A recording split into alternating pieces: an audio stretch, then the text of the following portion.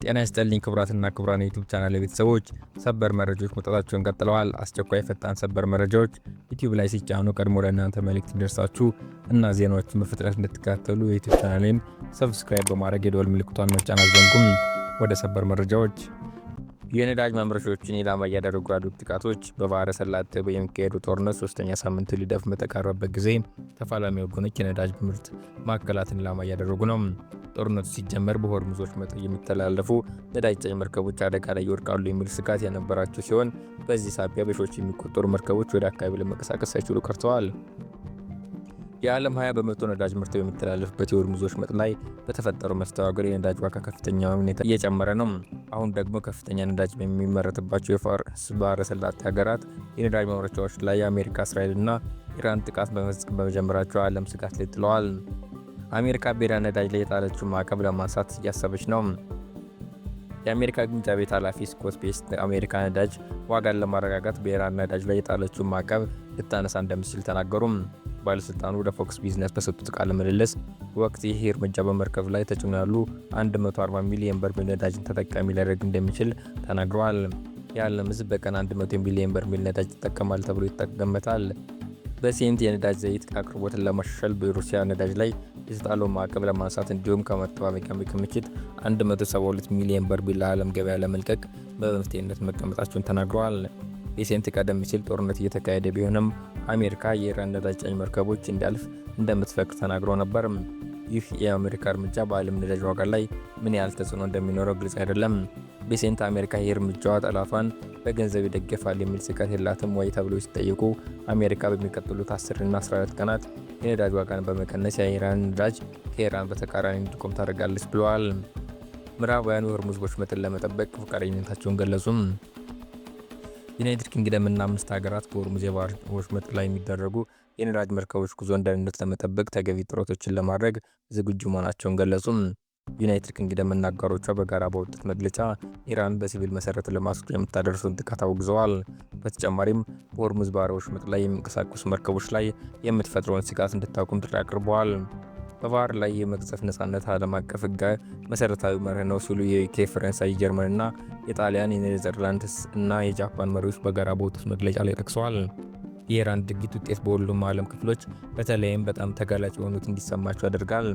ቡድኑ በተጨማሪም የዓለም 20% ነዳጅ መተላለፊያ በሆነው የባህር ወሽመጥ ላይ ደህንነቱ እንዲጠበቅ ለማድረግ ተገቢ ጥረቶችን ለማድረግ ዝግጁነቱን ገልጿል።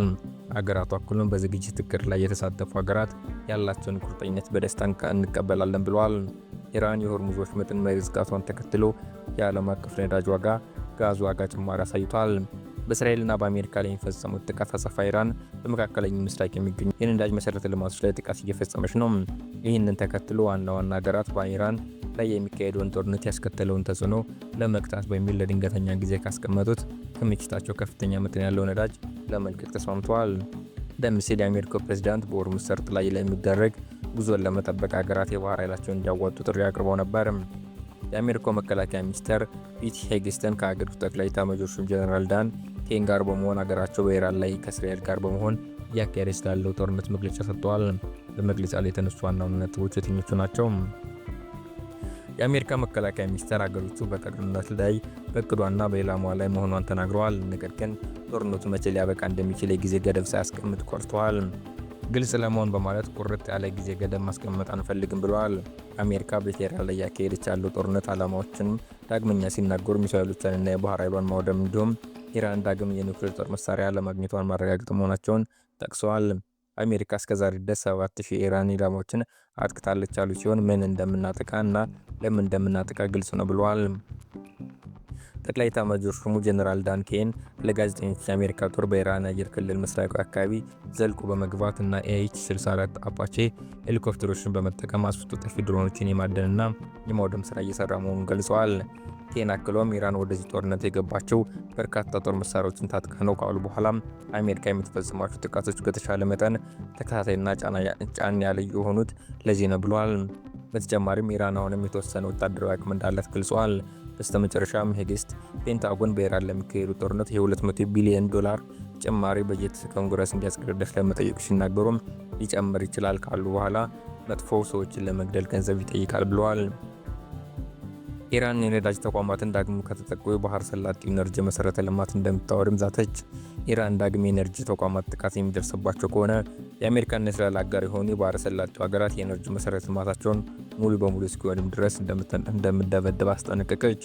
ቴሄራን እስራኤል በደቡብ ፋርስ የሚገኝ የጋዝ ማምረቻ ላይ ጥቃት መፈጸሟን ተከትሎ በባህረ ሰላጤው የሚገኙ የጋዝና ነዳጅ ዘይት ማምረቻና ማከማቻዎች ላይ ተከታታይ ጥቃት ፈጽማለች ብላለች።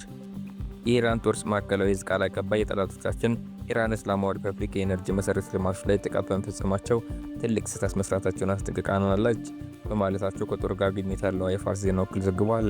ይህ የሚደገም ከሆነ በእናንተና በአጋሮቻችሁ የኤነርጂ መሰረተ ልማት ላይ የምንፈጸመው ተከታታይ ጥቃት ሙሉ በሙሉ እስከሚወድም ድረስ አይቋረጥም ሲሉ ዝተዋል።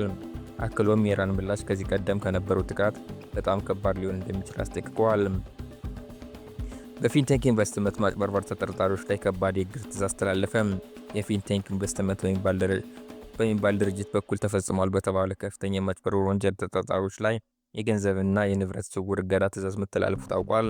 ፍርድ ቤቱ ተጠቃሾቹ ግለሰቦችና ተቋማት ገንዘባቸውን እንዳያንቀሳቀሱ እንዲሁም ቤትና መኪና ጨምሮ የሚያንቀሳቀሱና ተንቀሳቃሽ ንብረቶቻቸውን እንዳይሸጡ ወይም እንዳያስተላልፉ እግር ጥለዋል። እገዱ የተላለፈባቸው ግለሰቦችና ተቋማት ያላቸውን ዝናና እውቅና በመጠቀም ፊንቴክ ኢንቨስትመንት መኪና ያስመጣላቸዋል በማለት በርካታ ሰዎችን ለብዝበዛና ለገንዘብ ማጭበርበር መዳረጋቸው እንደሆነ ታውቋል።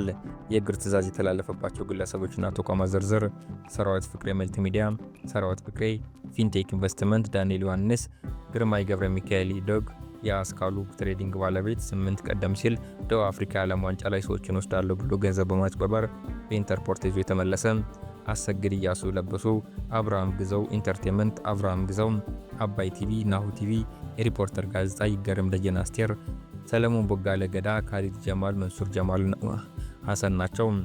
በፍርድ ቤት ትዕዛዝ መሰረት እነዚህ ሁሉ ተጠቃሽ ግለሰቦችና ተቋማት በኢትዮጵያ ባንኮች የሚንቀሳቀሷቸውን የገንዘብ ሂሳቦች በሙሉ እንዲታገዱ ተደርጓል። በተጨማሪም በአዲስ አበባ መሬት ልማት አስተዳደር ውስጥ ያላቸው የመንቀሳቀስ ንብረት ቤትና ቦታን ጨምሮ በጠቅላላ እንዳይሸጥ ወይም እንዳይለወጥ እግር ተጥሎበታል። አዲስ አበባ ከተማ ተሽከርካሪ አሽከርካሪ ባለስልጣን ደግሞ እነዚህ ሰዎች የያዟቸውን ተሽከርካሪዎች መሸጥም ሆነ ማስተላለፍ እንደማይችሉ በማሳወቅ የእግር ትዕዛዝ እንዳይተገበር መመሪያ ተሰጥቷል። የኢትዮጵያ ኢንቨስትመንት ሆልዲንግ ነዳጅ ማከማቻ ለመገንባት 10 ሄክታር መሬት ከጅቡቲ ጠየቀ። የኢትዮጵያ ኢንቨስትመንት ሆልዲንግ ግዙፍ የነዳጅ ማከማቻ ተቋም ለመገንባት የሚውል 10 ሄክታር መሬት በጅቡቲ ኢንቨስትመንት እንዲሰጥ መጠየቁን የጅቡቲ ወደቦችና ነፃ ቀጠናዎች ባለስልጣን አስታወቀ። ጥያቄው የቀረበው የኢትዮጵያ ኢንቨስትመንት ሆልዲንግስ ምክትል ዋና ስራ አስፈጻሚ ወይዘሪት መለከት ሳህሉ በጅቡቲ ዓለም አቀፍ የኤግዚቢሽን ማዕከል ከባለስልጣኖች ጋር ስብሰባ ጋር በተያዩበት ወቅት ነው። እንደ ባለስልጣናቱ መረጃ ከሆነ ኢትዮጵያ ኢንቨስትመንት ሆልዲንግ በዳምር ጆግ ኢንዱስትሪ ፓርክ ውስጥ በመጀመሪያው ምዕራፍ 150,000 ኩቢክ ሜትር ነዳጅ መያዝ አቅም ያለው ማከማቻ ለመገንባት 10 ሄክታር መሬት ጠይቋል። ቦታውም ውጤታማ የሎጂስቲክ ትስስር ለማረጋገጥ እንዲቻል ከነዳጅ ማስተላለፊያ ቱቦችና ከምድር ባቡር መስመሩ አቅራቢያ የሚገኝ ስትራቴጂካዊ ስፍራ መሆኑ ተገልጿል። ልዑኩ በቆይቶ ዘመናዊና አነስተኛ ወጪ የሚጠይቅ የኤነርጂ ሎጂስቲክስ መፍትሄ ይሰጣል የተባለለትን የዳምር ጆግ ፈሳሽ ጭነት ወደብ የጎበኙ ሲሆን ወደቡ በዓመት 25 ሚሊዮን ቶን ነዳጅ የማስተናገድ አቅም ያለው የነዳጅ ማራገፊያ ድልድይ ኦኤልጄቲ እንዳለው ተጠቅሷል። በተጨማሪም ሆራይዞን ተርሚናልስ በአሁኑ ወቅት 5 ሚሊዮን ቶን ነዳጅ በማስተናገድ ሙሉ አቅሙ ላይ መድረሱ የተገለጸ ሲሆን ይህም በአካባቢ ያለው ነዳጅ ማከማቻ የጭነት መሰረተ ልማት ፍላጎት መጨመር እንደሚያሳይ ባለስልጣኑ አመልክቷል። የጅቡቲ ወደቦች ነፃ ቀጠናዎች ባለስልጣን ዋና ስራ አስኪያጅ ኢትዮጵያ በኢንቨስትመንት እንድትደግፋት ያበረታቱ ሲሆን በአሁኑ ወቅት በመካከለኛው ምስራቅ ካለው ቀውስ አንጻር የነዳጅ ክምችት ያለው ፋይዳ ከፍተኛ መሆኑን አጽንኦት መስጠታቸው መግለጫው ጠቁሟል። የነዳጅና ኢነርጂ ባለስልጣን በዓለም አቀፍ ደረጃ የተከሰተውን ነዳጅ አቅርቦት መስተጓጎል ለመቋቋም በአገር ውስጥ የነዳጅ ስርጭትና ግብይት ላይ ጥብቅ ቁጥጥር እርምጃዎች እንዲወሰድ ሚያዝያ አዲስ መመሪያ አውጥቷል። በመመሪያው መሰረት የነዳጅ አከፋፋይ ኩባንያዎች ለማንኛውም ነዳጅ አይነት አቅርቦት ለሚከተሉት አካላት ቅድሚያ እንዲሰጡ ታዟል። ለጸጥታ ተቋማት፣ ቁልፍ ለሆኑ የመንግስት ፕሮጀክቶችና በተለይም በመጠናቀቅ ላይ ላሉ የልማት ፕሮጀክቶች፣ ለኢንዱስትሪዎች፣ መሰረተ ሸቀጦች ለሚያመርቱ አምራች ድርጅቶችና ምርታቸውን ወደ ውጭ ለሚልኩ ተቋማት፣ ከፍተኛ የኢኮኖሚ እንቅስቃሴ ለሚታይባቸውና የሀገር አቋራጭ ትራንስፖርት ፍሰት ላለባቸው ኮሪደር አካባቢዎች የነዳጅ ችርቻሮ ማደያዎች ለህዝብ ትራንስፖርት ተሽከርካሪዎች ቅድሚያ እንዲሰጡ የታዘዘ ሲሆን ነዳጅ ቁጠባውን ለማጠናከር አዲስ ክልከላ ተጥሏል። በዚህ መሰረት ከፋብሪካ ከተገጠመላቸው የነዳጅ መጠራቀሚያ ሰልባቲዮ ውጭ ተጨማሪ ሰልባቲዮ አስገጥመው የሚመጡ ተሽከርካሪዎችን ማደያዎች እንዳያስተናግዱና መሰል ድርጊቶችን ለጸጥታ አካላት እንዲጠቁሙ መመሪያ ተሰጥቷል። በተጨማሪም ነዳጅ የጫኑ ቦቴዎች በተቀመጠላቸው ጊዜ ገደብ ታይሚንግ አራቢያ መሰረት መድረሻቸውን ኩባንያዎች በጥብቅ እንዲከታተሉ ታዟል። በነዳጅ አጓጓዥ ተሽከርካሪዎች ብልሽትና በሹፌሮች የልምድ ማነስ በሚፈጠሩ አደጋዎች የሚከሰት የነዳጅ ብክነት እንዳይፈጠር ትኩረት ሰጥተው እንዲሰሩ ለነዳጅ አከፋፋይ ኩባንያዎች ማሳሰቢያ ተሰጥቷል። በነዳጅ ቸርቻሪ ማደያዎች በኩልም ከከተማ አስተዳደር፣ በክልል ንግድ ቢሮዎች፣ በዞን፣ በከተማ እና በወረዳ ንግድ ቢሮ ጽሕፈት ቤት በኩል በደብዳቤ ለሚስተናገዱ ቀጥታ ተጠቃሚዎች የሚሰጥ ነዳጅ በጥንቃቄና ለታለመለት ዓላማ ብቻ መዋል እንዳለበት መመሪያው አሳስበዋል። ባለስልጣኑ በመጨረሻም ይህንን መመሪያ ተግባራዊ በማያደርጉ እና በነዳጅ ግብይት ሂደት ላይ ህገወጥ ተግባር በሚፈጽሙ ማንኛውም ተዋናዮች ላይ በአዋጅና በመመሪያው መሰረት ጠንካራ እርምጃ እንደሚወስድና ተጠያቂ እንደሚሆን በጥብቅ አሳስበዋል።